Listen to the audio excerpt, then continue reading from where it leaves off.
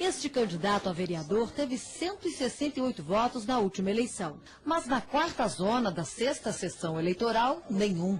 Curioso é que ele vota lá. O senhor tem certeza que não errou o número? Com certeza. Quando saiu o resultado, o espanto.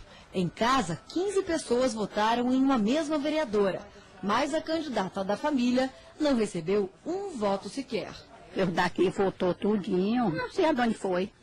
Em regiões mais afastadas das grandes capitais, a situação é parecida. Muita gente desconfia do destino do voto. Modernas urnas eletrônicas são capazes de transformar o que se enxerga na tela em outra coisa. É o que afirma quem entende de tecnologia e informática. É possível você querer votar no candidato e a urna registrar que você votou em outro. Basta que arquivos programados para isso sejam colocados na urna eletrônica. Estes irmãos descobriram indícios de fraude nas eleições de Caxias. Um é analista e administrador de sistemas. O outro, programador, especialista em segurança da informação. Com permissão judicial, checaram urnas de 10 sessões eleitorais. Em um relatório, concluíram que houve manipulação dos equipamentos. A caixa preta dessa urna, ela revelou que elas foram ligadas antes da eleição em um ato totalmente estranho. Esta é a lista de códigos digitais de uma urna no dia 15 de setembro. 10 dias após as eleições, os arquivos eram outros. Se houver algum problema externo da Justiça Eleitoral, certamente está caracterizada a violação.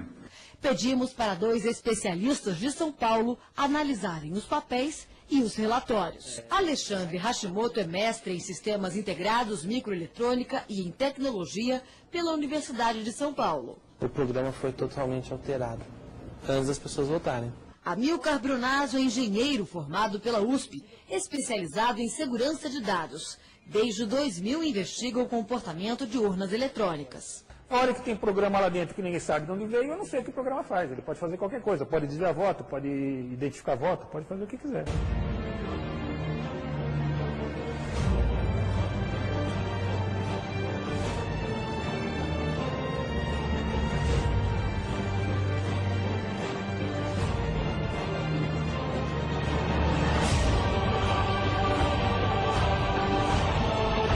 Sediada em Londres, a Smartmatic se dedica a auxiliar na implementação e fiscalização de sistemas de votação eletrônicos ao redor do mundo. Com seu capital controlado de forma majoritária por um grupo de investidores venezuelanos e tendo participado das eleições do país há 13 anos, desde os tempos de Hugo Chávez, a empresa costumava ser atacada pela oposição com suspeitas de colaboração com o chavismo, aumentando ainda mais a surpresa de observadores internacionais diante da denúncia de manipulação, por parte de oficiais do próprio governo, no pleito mais recente. Desde sua fundação, em 2000, a Smartmatic já atuou em países como Bélgica, Estônia, Filipinas e também nas primárias do Partido Republicano dos Estados Unidos, no ano passado. No Brasil, a empresa venceu licitações para as eleições municipais de 2012 e 2016, bem como as eleições gerais de 2014. Há uma diferença fundamental, porém, entre o papel da Smartmatic nos casos venezuelano e brasileiro. Enquanto no país de Nicolás Maduro a empresa participa do processo eleitoral inteiro, sendo a fabricante das urnas e tendo acesso aos resultados. No Brasil sua função foi simplesmente a de limpeza e manutenção de uma tecnologia já existente. Utilizadas desde 1996, as urnas eletrônicas brasileiras foram desenvolvidas por uma subsidiária da empresa norte-americana Diebold. Em cada país a Smartmatic fornece o serviço que for possível, para os quais ela foi contratada. Aqui no Brasil ela se responsabilizou pela manutenção das urnas antes das eleições, quando elas são recebidas dos fabricantes. Na Venezuela, tem acesso aos resultados e participam da totalização dos votos, esclarece o engenheiro Amilcar Brunazzo Filho, um dos membros do Comitê Multidisciplinar Independente, CMIND, que busca realizar auditorias e testes de segurança dos sistemas eletrônicos utilizados no Brasil. diante da denúncia que fez após a votação ocorrida no último final de semana na Venezuela, a Smartmatic tem se manifestado oficialmente através de seus canais nas redes sociais. Graças a uma tecnologia de votação bem desenhada, adulterações podem ser detectadas e eleições limpas garantidas, argumentou Antônio Múgica, CEO da Smartmatic, em sua conta no Twitter. Em sistemas manuais de eleições, todos os tipos de adulterações acontecem com frequência, mas não são detectados, defendeu. Segundo a empresa, os resultados de 2017 não são confiáveis, diferentemente de pleitos anteriores, porque a apuração pela primeira vez não contou com a presença de representantes da oposição.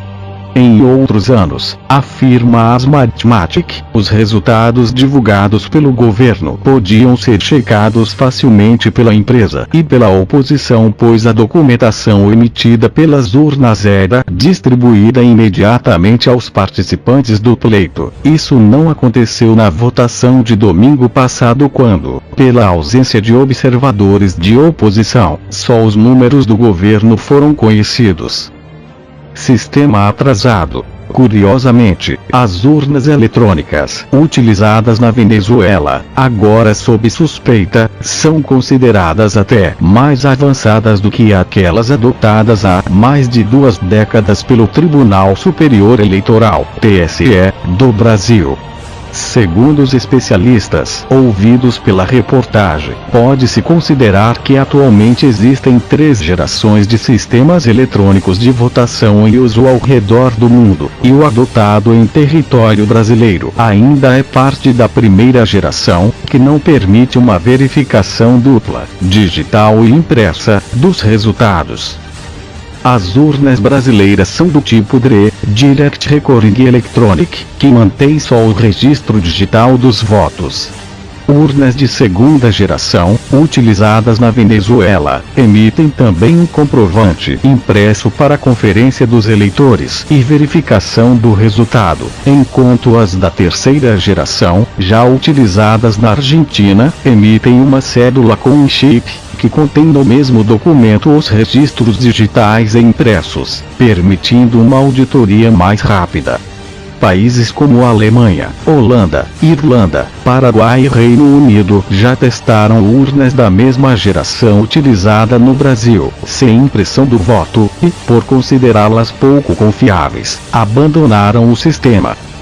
O Brasil é o único país que persiste em utilizar máquinas de votar que são puramente eletrônicas, que não tem nenhum registro físico do voto, diz Diego Aranha, professor de Ciência da Computação da Universidade Estadual de Campinas, Unicamp, e coordenador de uma equipe de trabalho da Universidade de Brasília, que, em 2013, revelou uma série de vulnerabilidades na tecnologia nacional.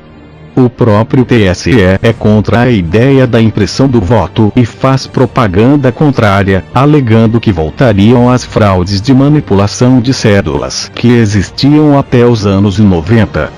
Não há boa vontade para fazer a impressão dar certo, lamenta Aranha.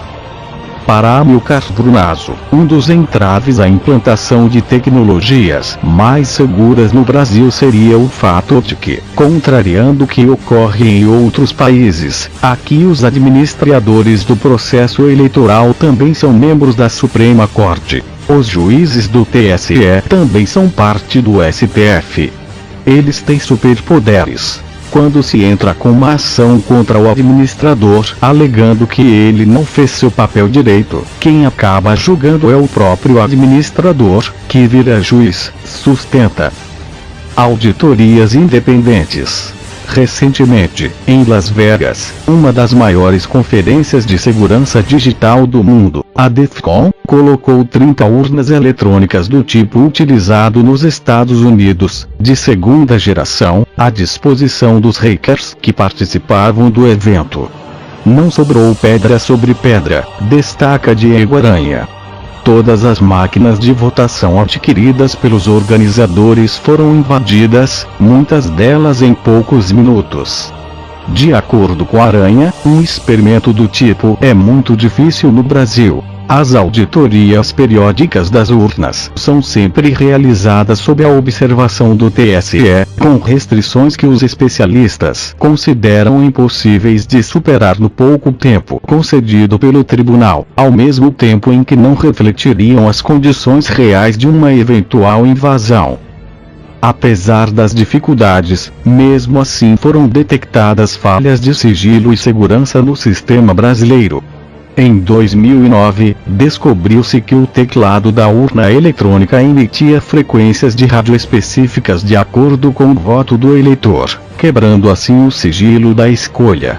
Em 2012, no primeiro teste em que os pesquisadores tiveram acesso ao código-fonte do sistema, bastaram 5 minutos para o sigilo do voto ser quebrado, determinando a hora da 0ª documento impresso pela urna quando é ligada. Era possível descobrir os votos e a ordem em que foram realizados.